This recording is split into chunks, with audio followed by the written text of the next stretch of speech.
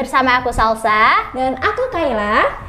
Nah, di pagi hari yang cerah ini, aku dan Kayla bakal ngobrol hal-hal yang menarik nih di sekitar kita.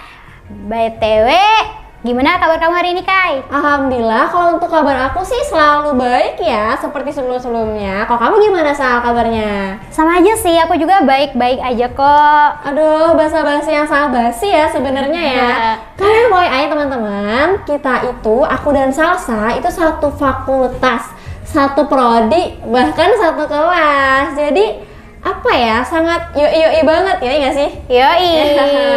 Tapi Sal, kita nggak kerasa banget ya udah memasuki semester baru gitu, semester 3. Yang aku rasa di semester ini tuh udah mulai next level lah dari semester-semester sebelumnya, ya nggak sih Sal? Ya, betul. Matkulnya pun juga jauh lebih bervariatif.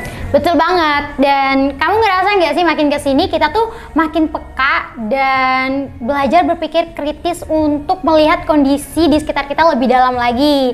Nah, BTW nih, selama semester 3 ini mata kuliah apa sih yang kamu suka, Kay? Aduh, kalau untuk disuruh milih nggak bisa sih aku Sal, karena emang semuanya tuh punya challenge-nya sendiri ya, serunya gitu. Tapi kalau untuk ditanya, ingat nggak sih Sal, di matkul kita kemarin, komunikasi politik, itu cukup berkesan loh buat aku, karena di pertemuan terakhir kita tuh terlibat di dalam pembahasan di mana kita berdiskusi perihal kondisi kurangnya partisipasi anak muda dalam melek politik, dan itu seru banget gak sih kita bahasnya? Iya, setuju. Dan bener-bener diskusi yang seru banget ya antara dosen dan mahasiswa juga tuh komunikatif gitu ya. Dan bener apa yang kamu bilang tadi, melihat kondisi saat ini memang anak muda tuh tampaknya tuh clueless gitu ya. Mau memulai berpolitik itu harusnya mulai dari mana gitu, karena mereka taunya tentang politik tuh cuma sebatas tentang otoritas, tentang pemerintahan. Tapi kalau kita kaji lebih dalam lagi ya, politik itu tidak cuman tentang itu, tapi pembahasannya tuh lebih luas lagi gitu. Bener banget. Dan oh iya Sa, kalau menurut aku ya, di pandangan aku, anak muda di zaman sekarang itu sebenarnya udah cukup banyak loh yang mulai melek politik gitu. Mereka tuh berusaha untuk memahami gitu, politik itu apa sih, dan mulai terjun. Tapi ya namanya juga netizen ya Say, di mana-mana banyak gitu. Jadi orang di sekitar kita tuh juga banyak yang judgmental, kayak menjatuhkan kita gitu. Kayak mereka beranggapan ngapain lah kita tuh untuk belajar politik, anak muda tuh fokus aja belajar gitu. Padahal kan no banget ya Say, kita tuh harus tetap melek gitu sama politik. Padahal juga ya Kay, kesadaran anak muda terkait politik itu memang penting banget bagi kita, karena itu akan menjadi bekal kita di kemudian hari sebagai calon pemimpin bangsa. Betul. Dan menurut aku ya, sangat sayang gak sih kalau ada yang berspekulasi anak muda di zaman sekarang tuh kurang berpartisipasi nih dalam politik. Karena faktanya di seluruh Indonesia ini sebagian populasi itu didominasi oleh anak muda loh teman-teman, 50%-nya. Karena 25%-nya generasi Z dan 25%-nya generasi milenial.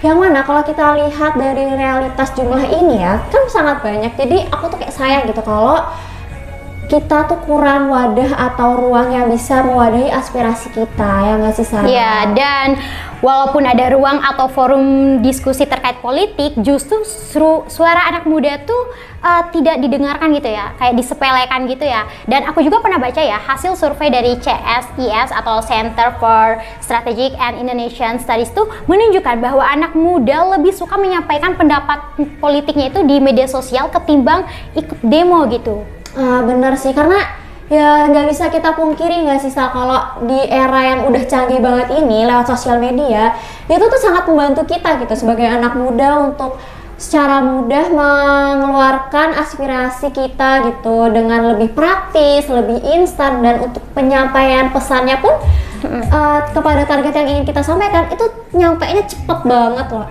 Iya nggak sih? Belum lama itu lagi rame banget loh. Iya nggak? Jadi tuh ada mahasiswa Indonesia nih, dia lagi studi di luar negeri, tapi karena betapa sadarnya dia tentang isu-isu sosial yang ada di Indonesia, dia tuh bikin video dan mengkritisi hal tersebut, dan sampailah pesan tersebut ke targetnya, dan akhirnya membawa perubahan loh. Ini nggak sih? Ada loh, siapa coba? Oh ya, si Bima itu ya sih? Iya, Aduh, Bima. Gila, itu keren banget sih ya. Padahal keresahannya itu memang udah dari lama banget ya. Tapi berkat dia ngeposting videonya di sosial media, akhirnya dia juga tuh dapat bantuan dari warganet untuk mengangkat video tersebut, memviralkan video tersebut. Karena memang keresahannya itu kan udah dari lama banget dan akhirnya digubris juga sama pemerintah. Dan akhirnya pemerintah daerahnya si Bima ini kan akhirnya merealisasikan apa yang menjadi keresahan Bima selama ini. Nah, ini tuh membuktikan ya Kai, bahwa kayak yang kamu bilang tadi tuh, media sangat membantu penggunanya untuk berekspresi lebih luas dan berpendapat lebih bebas lagi gitu. Aduh, emang keren banget sih ya. Tapi ya Sal, tentu dengan fenomena itu tuh membuktikan kita banget gak sih, kita sebagai anak muda nih penting loh untuk punya kesadaran selalu berpikir kritis terhadap realita yang ada. Karena buktinya dengan sebuah unggahan video doang yang isinya mungkin cuma cuap-cuap doang, tapi isinya daging ya, itu tuh bisa banget bikin perubahan gitu ya, yang udah jadi keresahan selama ini itu ya. Walau harus viral dulu sih. Aduh. Setuju sih, kita memang ya di sisi lain tuh kita punya peran di mana kita dapat mengkritisi para pemerintah, karena banyak juga kan kebijakan-kebijakan yang mereka buat tuh mungkin kita anggap tidak terlalu memberikan dampak gitu untuk kita. Dan apalagi nih sekarang kan udah mendekati tahun politik dan atau pemilu ya, bisa dibilang seperti itu. Kita sebagai anak muda juga tuh selain sadar dan melek terhadap politik, harus lebih bijak lagi nih dalam memilih calon pemimpin masa depan kita. Ngomongin soal calon-calon pemimpin, aku tuh suka sedih tau Sal. Kenapa ya? Kalau kita lihat realita di lapangan, sebenarnya nggak sedikit loh anak muda yang mungkin masih acuh nggak acuh soal calon pemimpin kita ke depan. Kayak mereka tuh kurang aware gitu, siapa sih calon-calon pemimpin kita yang akan maju, plus minusnya mereka seperti apa. Jadi hal itu kan jadi mengakibatkan ketika besok mereka memilih itu cuma asal-asalan, ikut-ikutan teman-temannya gitu. Aku sedih banget. Karena ini berdampak lagi gitu ke spekulasi-spekulasi orang terhadap anak muda kayak kita. Mereka berpikir bahwa anak muda tuh bisa diprovokasi, anak muda tuh bisa digait atau diinfluence dengan hal-hal buruk tuh gampang banget berarti karena kita nggak punya pendirian. Aduh itu sedih banget sih, vibes-nya jelek banget. Janganlah ya. Ya, bener sih, perihal plus minus dari tiap-tiap calon pemimpin, kita anak muda memang harus melek terhadap latar belakangnya juga si pemimpin ini. Jangan mudah untuk terprovokasi dengan berita-berita yang tersebar di media sosial, karena tanpa kita cek terlebih dahulu itu akan menimbulkan hal-hal yang tidak diinginkan ya. Karena di era digitalisasi ini penyebaran berita hoax itu sangat mudah, apalagi ada buzzer gitu kayak ya. Nah, mendekati tahun pemilu nih, media-media juga tuh saling berlomba-lomba nih untuk menaikkan bahkan menurunkan citra dari calon si pemimpin itu. Aduh, Sal udah berani banget nih bahas buzzer ya teman-teman ya. Tapi mau soal buzzer emang serem banget sih. Tapi Sal, menurut kamu di era yang fana inilah ya, kan udah tipe-tipe banget gak sih? Kalau udah ingat ngomong buzzer. Tapi gimana sih cara kita untuk gak gampang terkecoh dengan apa ya, fenomena-fenomena yang lagi happening yang mungkin aja tuh itu bisa dari akal-akalan buzzer gitu. Gimana sih cara kita gitu? Jujur kehadiran si buzzer ini memang meresahkan ya. Tapi kita sebagai anak muda tuh nggak perlu khawatir karena sekarang udah ada suatu media yang dapat membantu kita untuk membedakan mana yang berita hoax dan mana yang berita valid gitu di media.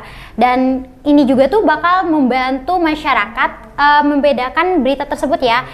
Dan di mana masyarakat juga tuh tidak menelan berita tersebut dengan mentah-mentah.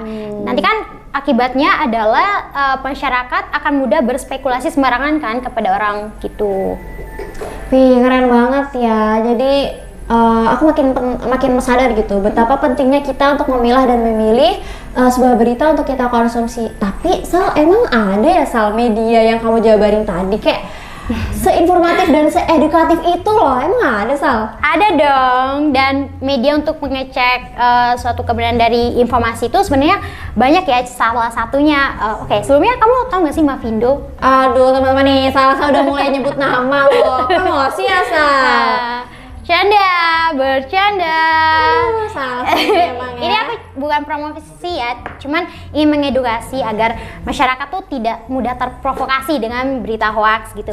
Jadi Movindo ini tuh salah satu organisasi gitu loh. Jadi mereka membuat satu bot untuk ngecek kebenaran dari suatu berita yang tersebar di media sosial. Nah, cara ngeceknya juga tuh gampang banget. Tinggal kita share link dan ketik keyword terkait berita yang kita baca dan kirim ke nomor WhatsApp-nya WA bot tersebut. Gitu.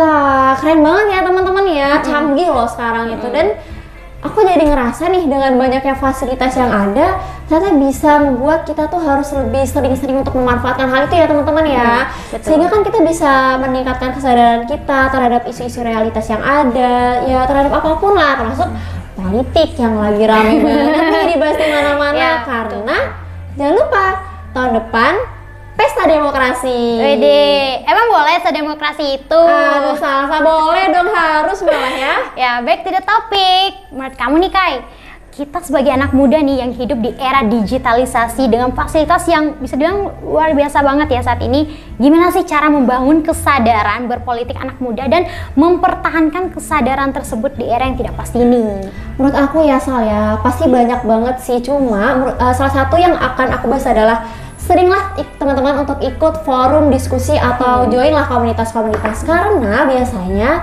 di dalam wadah itu tuh kita bakalan sering membahas diskusi kecil-kecil, entah apapun itu, isu-isu sosial, isu-isu politik, pokoknya lagi happening banget tuh kita bisa berdiskusi, bertukar pikiran. Tentunya dari hal itu, aku rasa dari diskusi satu ke diskusi lainnya akan mengasah cara pola pikir kita untuk bisa lebih berpikir kritis. Nah, gimana caranya kita dapat info komunitas itu? Tentunya ya lewat canggihnya tadi lah, sosmed. Dari mana lagi ya nggak sih, Sal? Ya, setuju banget. Nah, maka dari itu, memang penting untuk menumbuhkan kesadaran demokrasi dan berpolitik bagi kita. Nah, kita kan anak muda nih, yang katanya Gen Z, generasi milenial, yang dimana kita ini merupakan kelompok yang terdampak akan kondisi sosial atau perubahan sosial dan politik yang kita hadapi. Nah, keputusan-keputusan yang dibuat oleh pemerintah dan lembaga-lembaga publik itu akan sangat mempengaruhi aspek kehidupan kita di masa depan nanti, karena kita kan bakal jadi calon pemimpin juga kan nanti di kemudian hari, dan memang politik sangat penting, kesadaran berpolitik itu sangat penting bagi kehidupan kita gitu. Ya, pokoknya untuk kita anak muda jangan buta-buta banget lah ya, harus tetap melek dan peka terhadap isu sosial, politik, dan apa aja sih yang lagi happening di sekitar kita, ya nggak sih? Iya, oke, terima kasih ya Kai udah mau diajak ngobrol pagi ini ya, walaupun topiknya agak sedikit berat tapi memang penting untuk kita bahas ya. Terima kasih untuk listeners yang udah dengerin podcast Suka Suara. Kalau menurut kalian podcast ini bermanfaat, tolong disebarluaskan